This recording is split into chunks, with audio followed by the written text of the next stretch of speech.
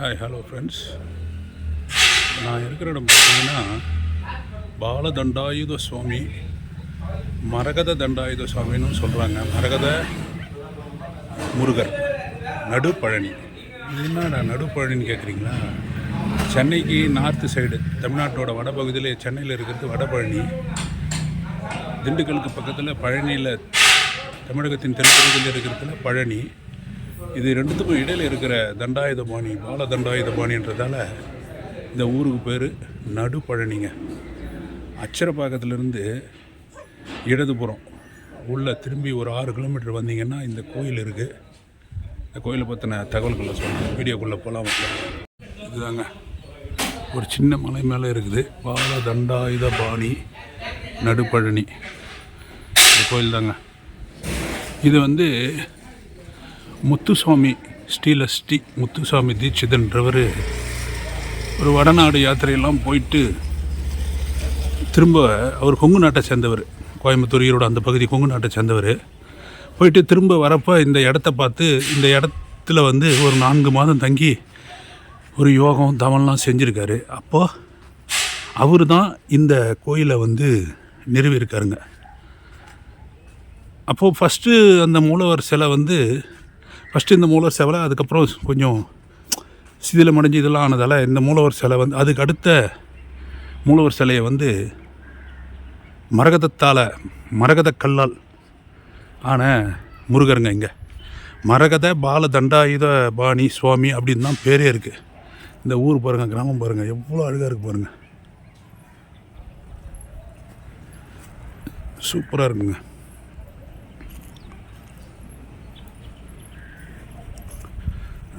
இது ஒரு அச்சரப்பக்கத்துலேருந்து ஒரு 6 கிலோமீட்டர் தொலைவில் இருக்குது. நேரம் கிடைக்கிறப்ப இந்த பகுதிக்கு வரப்போ வாங்க. ஒரு குன்று மேலே, மலை மேலே இருக்குது இந்த ஊர். பாருங்களேன் எவ்வளோ அழகாக இருக்குது பாருங்கள். இந்த மேலேருந்து இயற்கை எழிலோடு இருக்கிற ஒரு கோயிலுங்க, முருகர் கோயிலுங்க. ரொம்ப அழகாக இருக்குது. பால தண்டாயுத சுவாமி நடுப்பழனி, வடபழனி, பழனி, இது ரெண்டுத்துக்கும் இடையில் இருக்கிறதால தான் இந்த தண்டாயுதபாணி சுவாமிக்கு நடுப்பழனின்னு பேர் வந்தது. முத்துக்குமார சுவாமி ஸ்ரீ முத்துக்குமார சுவாமி தீட்சிதர் அவர்கள் தான் இந்த கோயிலை நிறுவியிருக்கார். இப்போ இதில் இன்னொரு ஆச்சரியம் ஒன்று இருக்குங்க. இதுக்கு பக்கத்தில் ஒரு வழி கீழே இருந்து மேலே வரணுங்க. அதில் வந்தீங்கன்னு வச்சுங்களேன், நம்ம மலேசியாவுக்கு போகலாங்க. போகலாமா மலேசியாவுக்கு? அங்கே ஒரு முருகர் இருக்கிறார் இல்லையா, பத்துமலை முருகர், அவரை பார்க்கலாமா? கீழே போய் மலேசியாவுக்கு போயிட்டு வாங்க. மலேசியாவுக்கு ஃப்ளைட் இல்லாமல், விசா இல்லாமல் மலேசியாவுக்கு போகலாம். இது மலை மேலே தாங்க மரகத பால தண்டாயுதபாண சுவாமி கோயில் இங்கே இருக்குது. இங்கே 12 மணிக்குள்ளே வந்தீங்கன்னா சாமி பார்க்கலாம், தரிசனம் பார்க்கலாம். ரொம்ப சின்ன குன்று மேலே ரொம்ப அழகான நேர்த்தியான கோயில். விசேஷம் என்னென்னா மரகத கல்லால் செய்யப்பட்ட முருகருங்க. விசேஷம் அதுதான், மரகத கல்லால் செய்யப்பட்ட ஒரு முருகர். வாங்க இப்போ நெக்ஸ்ட்டு நம்ம மலேசியாவுக்கு போகிறோங்க. விசா இல்லாமல், ஃப்ளைட் டிக்கெட் இல்லாமல் மலேசியாவுக்கு போகிறோம். போமா, போகலாம், மலேசியா போகலாம். வந்துட்டங்க. இதுதாங்க அந்த முத்துசுவாமி சித்தர் இந்த கோயிலை கட்டினார்னு சொன்னேன் இல்லைங்களா, திருக்கோயில் ஸ்தாபகர். அவரோட ஜீவ சமாதி இங்கே தான் இருக்குது.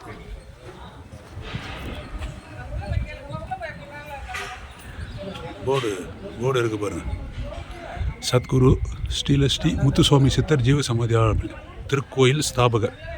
அவரோட ஜீவ சமாதி இங்கே தான் இருக்குது. அது ஒரு சின்ன ஆலயமாக இருக்குது கோயிலுக்கு தப்பில். இந்த பக்கம்தான் நடுப்பழனி மரகத தண்டாயுத சுவாமி திருக்கோயில் ஆலயம்.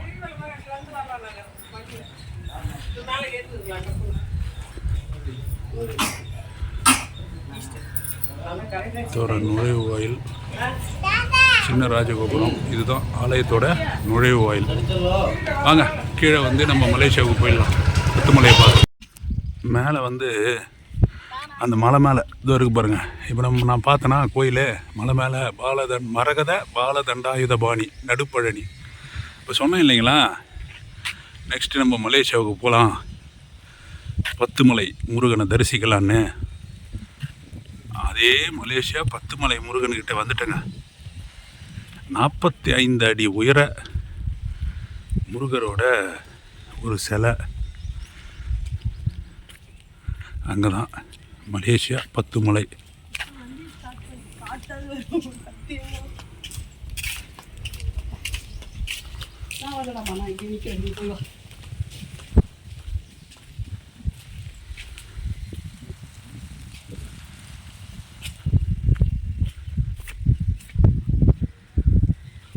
மலேசியாவில் இருக்கிற அதே சேம் பத்துமலை முருகருங்க.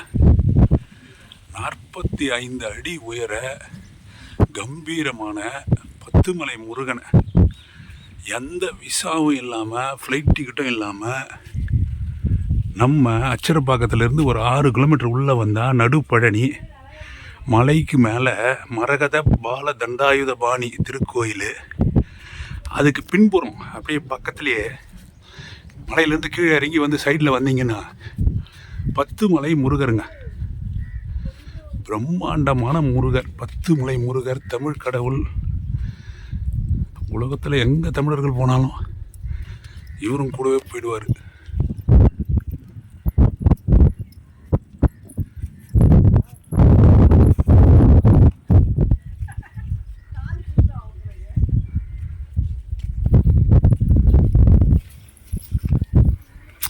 டோட்டல் ஹைட்டு வந்து 45 அடிங்க. இது சேம் மலேசியா பத்துமலை, அதே முருகர் தான்.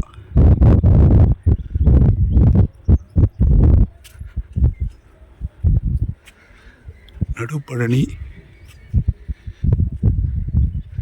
பத்துமலை முருகருங்க. பிரம்மாண்டம். பிரம்மாண்டத்தில் எல்லாம் சொல்கிறதுக்கு வார்த்தைகளே இல்லை. தமிழர்களோட கலாச்சாரம், தமிழர்களோட அடையாளம் இந்த கோயில்கள் தாங்க. அதுவும் குறிப்பாக நம்ம தமிழர்கள் உலகத்தில் எந்த நாட்டுக்கு போனாலும் சரி, அதுவும் குறிப்பாக தமிழர்கள், தென்னிந்தியர்கள் முருகர் இல்லாமல், முருகரோட வழிபாடு இல்லாமல் ரொம்ப கஷ்டங்க.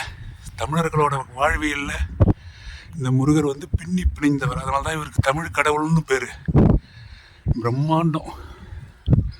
பத்துமலை முருகனை எந்தவித விசா கிசா, எந்தவித செலவும் இல்லாமல் தரிசிக்கலாம்.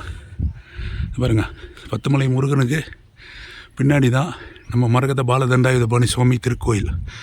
மலை மேலே, மலையிலேருந்து இறங்கி கீழே தெரியுதுங்களா வழி, அது வழியாக பார்த்தீங்கன்னா அங்கே ஒரு கேட்டு இருக்குது பாருங்கள். அந்த கேட்டு வழியாக தான் நான் வந்தேன். அதனால் நேரம் கிடைக்கிறப்ப நிச்சயம் வாங்க.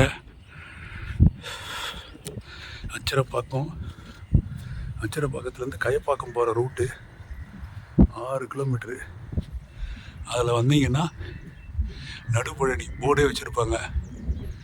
அதில் வந்தீங்கன்னா இந்த பத்துமலை முருகர் 45 அடி உயர முருகருங்க. எந்த விசா டிக்கெட்டு எதுவும் இல்லாமல் தரிசனம் பண்ணலாம். அருமையான ஒரு முருகர் தரிசனம். நிச்சயமாக நேரம் கிடைக்கிறப்ப வாங்க.